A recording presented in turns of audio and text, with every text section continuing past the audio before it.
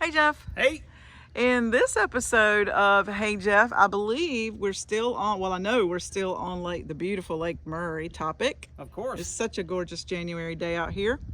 And I believe you told me that today's episode is going to be a story time episode, my favorite kind of thing. Well, a little bit. So Tell us a story. this is really has to do with the dam itself, which is kind of fascinating. And I don't know where I heard this, but a long, long time ago when I got into real estate, 20 million years ago, I heard this story that if the dam broke, that it would flood Columbia to the point it would kill about 100,000 people, which sounds horrific, and would flood the water would reach all the way to the 13th step of the State House. And that's crazy. And I can't tell you whether or not that's true or not, and I don't plan on finding out.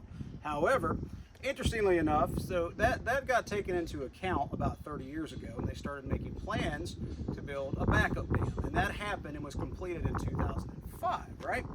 Because they were concerned about potential things like potential terrorist attacks, because those are things we started having to worry about, and maybe even earthquakes. Columbia does sit on a fault line, and that was a concern.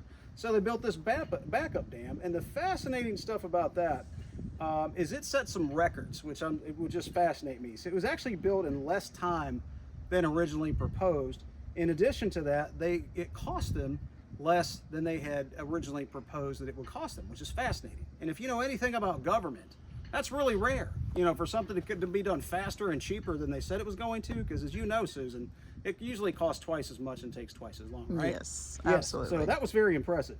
That's really unheard of, actually. And then it also set records for how fast that the concrete was poured. At the time, they set world records, not just in how fast they built that, but how fast they poured concrete. So hopefully that's a good thing, and it's not going to fall down because they poured it too fast. But I have good confidence in that. So anyway, and then the last thing I wanted to talk to you about was I know a lot of history about that because I have the privilege of having a very good friend of mine by the name of Keith who was heavily involved in that. He was one of the top guys, and I always tell everybody he was responsible for it. So I give Keith ultimate credit for building that dam, and I call it the Keith Bishop Dam.